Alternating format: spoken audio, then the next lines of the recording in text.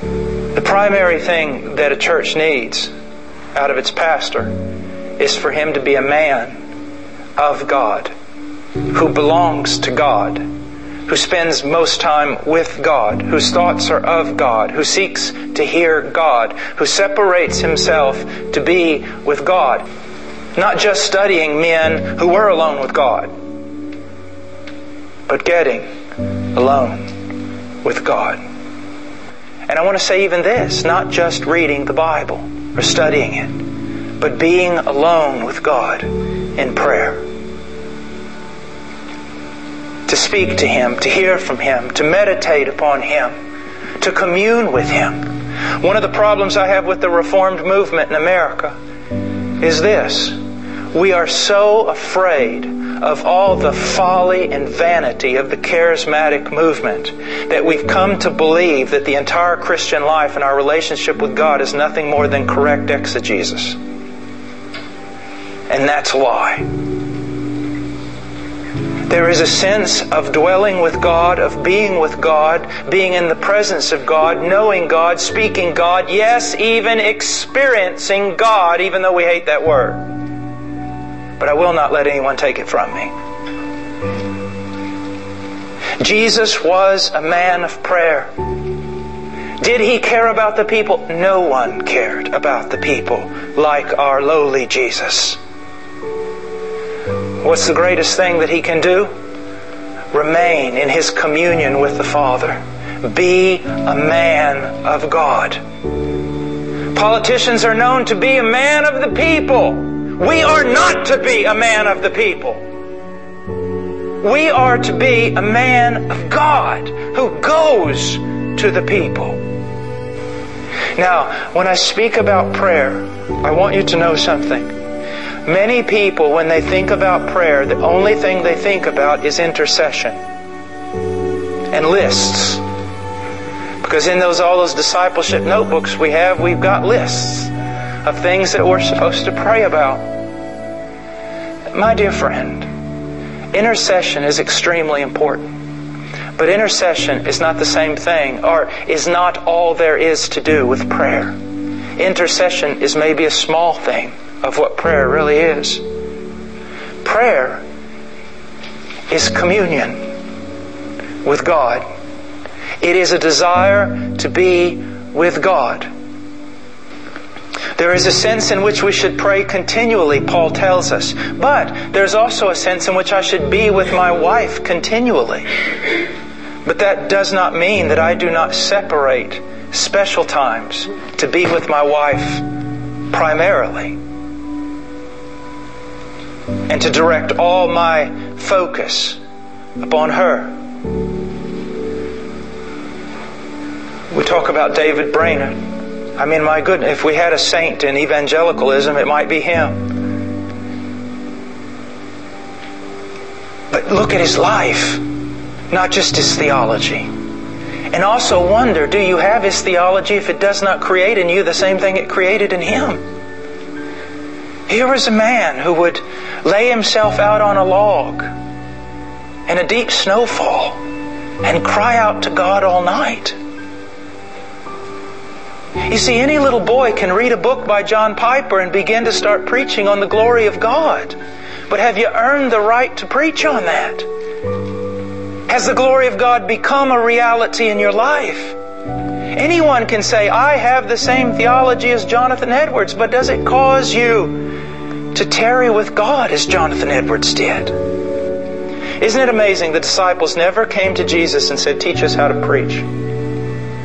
They never came to Jesus and said, teach us how to walk on water. Now that's a pretty amazing thing. Lord, teach us how to cast out demons. But when they looked at the full course of His life, casting out demons, of raising the dead, healing the sick and the blind and the lame, I have to believe that the most magnificent aspect of the life of Christ that those disciples witnessed was His prayer life. Teach us how to pray. Now, this is very convicting for me. I've had young guys come up and say, teach me something about conversion. I've had people come up and say, teach me about this or that. I've had people come up to me and say, teach me how to shoot a longbow. Because there probably aren't 5 men in the world that can shoot as good as me. I'm just kidding. But when do I have someone come up to me and say, Brother Paul, I've heard you pray. Could you teach me about prayer? Pastor, has anyone ever come up to you and say, Pastor, of all the things I've seen, teach me to pray. I know you're a man of prayer. Teach me to pray. Now I know all my Reform guys, they'd say, well, it's not important. The motion of this whole thing is just, did he correctly exegete the text? Well, it is important that he correctly exegetes the text. But is that all preaching is? Is that all the Christian life is either correctly saying something or correctly believing something? Or is it bigger than that? Oh, those two things are absolutely essential. Don't anyone twist my words. But is that all it is? Can you not even yourself note the difference in men? And be able to distinguish when a man has been with God and when he hasn't? These are things that are also lost among us. They're lost. We need to be men and women who walk with God. Not just knowing right things, not just doing right things, but knowing Him. You know, Spurgeon constantly prayed for, I want to put it in this type of language just to kind of get under people's skin, for more and more of the Holy Spirit. Now, he did not mean the Spirit was a person that could be divided or that you got more and more of Him, but greater and greater manifestations of the working of the Holy Spirit in his life. Martin Lloyd-Jones, the same thing, great author of those commentaries in Romans and Ephesians, Spiritual Depression, everything, those wonderful books. Toward the end of his life, saying, I wish I had prayed more. The testimony about listening to some of those men, you can go and listen to a perfect exegesis of a text and you walk out, someone asks you, how was the sermon? Man, he perfectly exegeted that thing. Or a guy that might not be quite so eloquent, quite so powerful in knowledge and everything, and when you walk out and someone says, man, how was it? My heart burned within me when he spoke. I think that's what Murray said about Ms. Martin Lloyd-Jones. My heart burned. What am I saying? Well, let me conclude. I know we're going to do some questions and clear some of this up maybe, but men, you are called primarily not to wait upon other men. You are called primarily to wait upon God.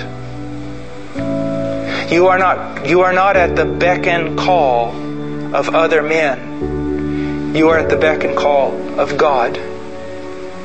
You are to be in a way like those seraphs, those burning ones that stood there before the Lord in Isaiah.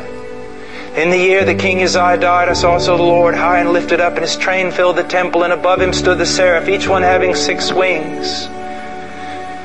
With 2 they covered their face, with 2 they covered their feet, and with 2 they did fly.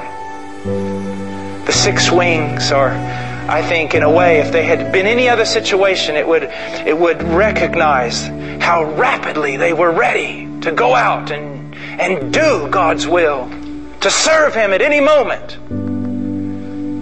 They were burning. They were not burning with their own flame. It was a reflection of the fire of God. They had their feet covered, and they had their faces covered in honor and in shame. But they were ready at a moment's call to be sent out from Him. That's the way you are to be.